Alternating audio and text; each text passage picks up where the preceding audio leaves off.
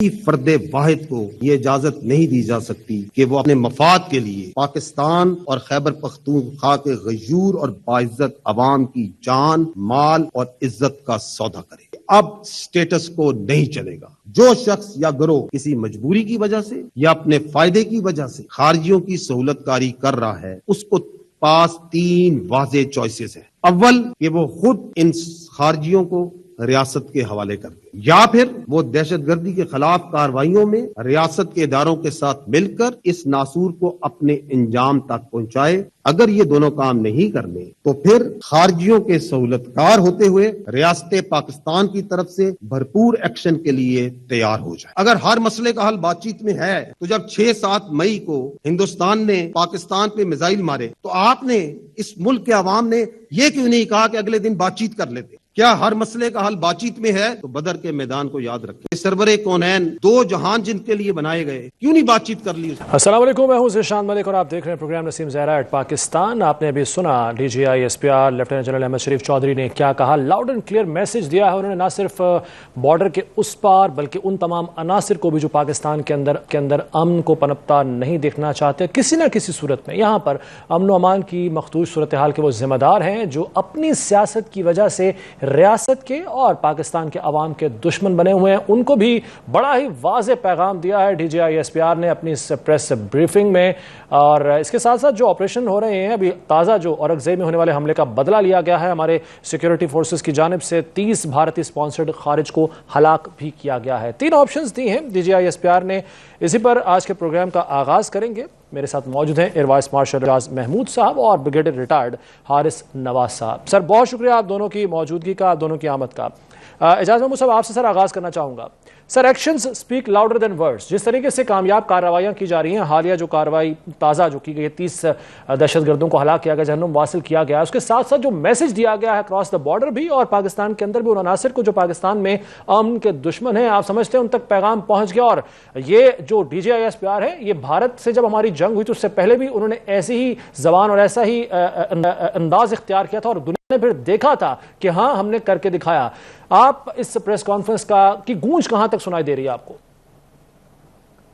جی بہت شکریہ، بسم اللہ الرحمن الرحیم۔ دیکھیں، جو D G I S P R نے کہا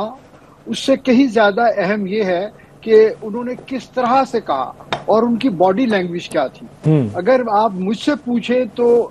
اس کا پوری ان کے پریسر اور اس کے بعد جو انہوں نے لوگوں سے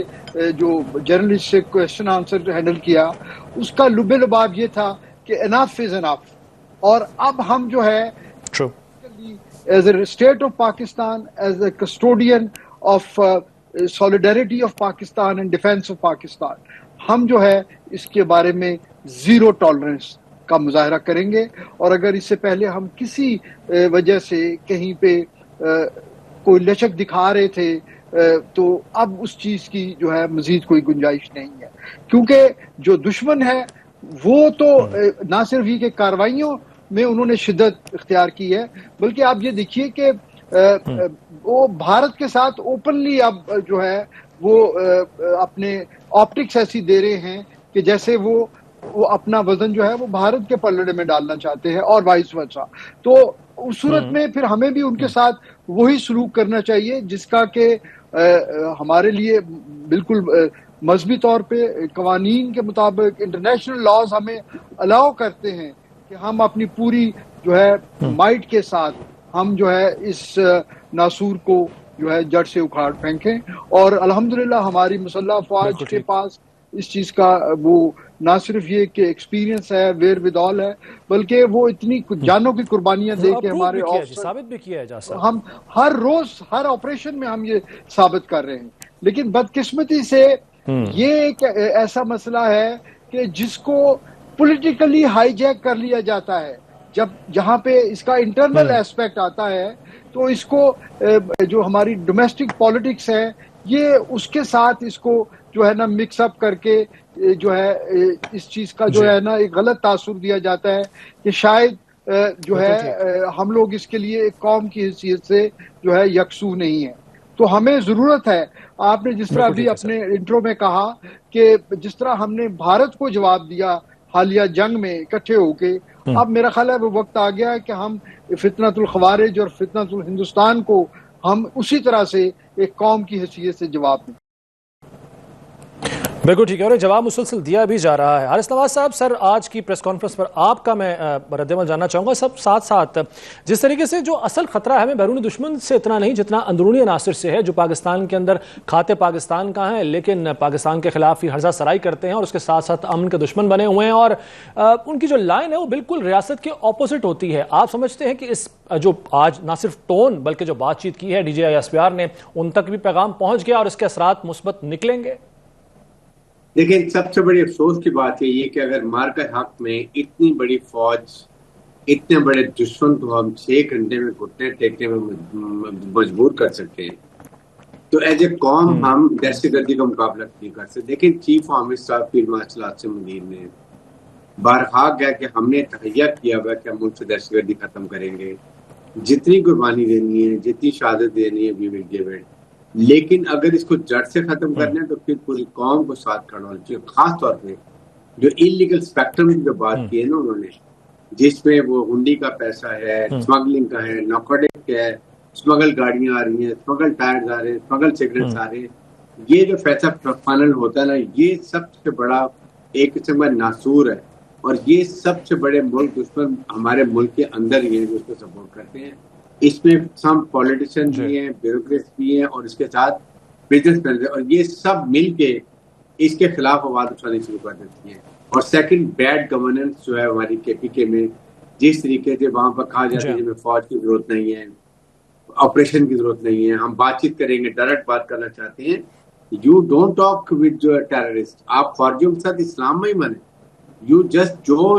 سیاست کے ساتھ ہتھیار اٹھاتا ہے اس کو کسی حالت میں بھی برداشت نہیں کیا جاتا۔ دیٹ از ویری کلیئر بات ہے، اور اس سے کوئی کمپرومائز بھی نہیں ہو سکتا۔ اس لیے میں یہ بات کرتا ہوں کہ آپ جب یہ کہتے ہیں کہ آپ ان سے بات چیت کریں، آپ جو آپ کی فوج کو نقصان کر رہے ہیں، ہمارے سویلین کو شہید کر رہے ہیں، پاکستان کی بدنامی کر رہے ہیں، پاکستان کے آئین و قانون کو نہیں مانتے، آپ ان سے کیسے بات کر سکتے ہیں؟ آپ نے ان کے خلاف ہتھیار اٹھانے ہیں جو ریٹ آف گورنمنٹ کو چیلنج کریں، اس پہ کوئی کمپرومائز نہیں ہے۔ اور یہ بڑا clear message D G S پہ آر سی اور ان کے خلاف جو سہولت کار ہے، جو سہولت کاری بھی کرتے ہیں، ان کو پناہ بھی دیتے ہیں، ان کی مدد بھی کرتے ہیں، یہ ایک اور بہت ہی بڑا ایک جرم ہے۔ اور اس کے لیے خلاف انہوں نے یہ کہا کہ آپ کے پاس 2-3 چوائسیں ہیں، یا آپ ہمیں بتائیں کہ وہ کہاں پر ہیں، یا آپ ان کے خلاف خود کریں، یا پھر حکومت آپ کے خلاف آپریشن کرے گی۔ یہ بڑی، اس پہ کوئی ڈاؤٹ کلیئر نہیں ہونا چاہیے۔ اور سیکنڈ بات یہ اس کے ساتھ ساتھ کہ آپ کو ہر حالت میں جو ہے وہ افغانستان کی حکومت جو کر رہی ہے اس کے میرے خیال میں بڑی کلیئر بات کی ہے کہ ہم اپنے ملک کی سلامتی بقا کے لیے جو ہماری ذمہ داری ہے فوج کی، جہاں بھی جانا پڑے گا، جو کچھ کرنا پڑے گا، ہم اپنے عوام کے لیے کریں گے، کرتے رہیں اور کر کے دکھائیں گے۔ بالکل ٹھیک ہے اعجاز صاحب۔ سر جیسے کہ بڑی آج واضح طور پر کہا گیا D G I S P R کی جانب سے کہ جو دہشت گردی کے پیچھے سیاسی اور مجرمانہ گٹھ جوڑ ہے یہ سب سے بڑی وجہ، اور سر فرنٹ لائن پر صوبہ ہے خیبر پختونخوا۔ اب ہونا تو یہ چاہیے تھا کہ یہاں کی جو گورنمنٹ ہے چاہے وہ کسی بھی جماعت سے ہو، ہمارا یہ کنسرن نہیں ہے کہ وہ کون سی جماعت حکومت کر رہی ہے، کنسرن صرف یہ ہے کہ وہاں وہ اپنا کام کرنے کی بجائے جس طریقے سے کسی ایک شخص کے لیے وفاق کے اگینسٹ آ جاتے ہیں، ریاست کے اگینسٹ آ جاتے ہیں، ان کی ترجیحات نظر آ رہی ہیں، واضح ہیں۔ تو اصل میں تو کے پی میں بیڈ گورننس کی قیمت ہمارے جوان ادا کر رہے ہیں، جیسے کہ D G I S P R نے بھی کہا ہے۔ تو جو جڑ ہے اس بیماری کی وہ تو کے پی ہے، اس کا مطلب کے پی کی گورنمنٹ کی بات کر رہا ہوں، گورننس کی بات کر رہا ہوں۔ دیکھیں جی، صرف کے پی میں ہی نہیں بلکہ میں سمجھتا ہوں کہ بلوچستان میں بھی ہمارے جو ہے بیڈ گورننس اور lack of capacity, I would say to the extent کہ lack of will to fight, یہ جو چیز ہے یہ ان دونوں صوبوں میں جو ہے وہ ہماری اس کولیکٹیو ایفرٹ کو ہرٹ کر رہی ہے۔ اگر کسی حکومت کو، صوبائی حکومت کو کوئی ایسے مسائل ہیں کہ وہ سمجھتے ہیں کہ ان کے پاس کیپیسٹی نہیں ہے، تو وہ اس کے لیے تو وفاق کو ریکویسٹ کر سکتے ہیں، وہ اپنی کیپیسٹی بلڈنگ کریں، لیکن ان کا کام جو ہے وہ مسلح افواج کو کرنا پڑ رہا ہے، جس کی وجہ سے ہماری ایفرٹ میں جو ہے ہمیں جو ہے بہت سارے لاسز ہو رہے ہیں۔ اور جہاں تک بات چیت کی بات ہے وہ بالکل I would agree with brigadier صاحب کہ بات چیت آپ ان سے کرتے ہیں جو آپ کی ریاست کو مانے، جو آپ کے کانسٹیٹیوشن کو مانے, اور اس کے بعد پھر کچھ دوسرے امور ہوتے ہیں جس میں ایک کانفیڈنس بلڈنگ میئرز کر کے بات چیت ہوتی ہے. لیکن یہ جو خوارج ہے ان کے جو پری کنڈیشنز جو وہ کہتے ہیں, جو 3-4 ان کے مطالبات ہیں, تو وہ اگر ہم مان لیں تو پھر بات چیت ہم نے کس بات پہ کرنی ہے. تو میرا نہیں خیال کہ وہ وقت ہے کہ ہم بات چیت کریں. البتہ بات چیت ہم اپنے ملک میں وہ لوگ جو مین سٹریمنگ میں نہیں ہیں ان کے ساتھ ہمیں ضرور لچک دکھانی چاہیے, تاکہ ہم ان کو آن بورڈ کریں اور ان کو بھی استعمال کریں رائے عامہ کو ہموار کرنے کے لیے, اور لوگوں کو جو انڈیجنس وہاں کی لوکل کمیونٹیز ہیں ان کو اپنے ساتھ ملانے کے لیے, تاکہ کوئی والنٹیرلی یا کوئرس ہو کے ان کو سپورٹ نہ کرے. جی بالکل ٹھیک ہے.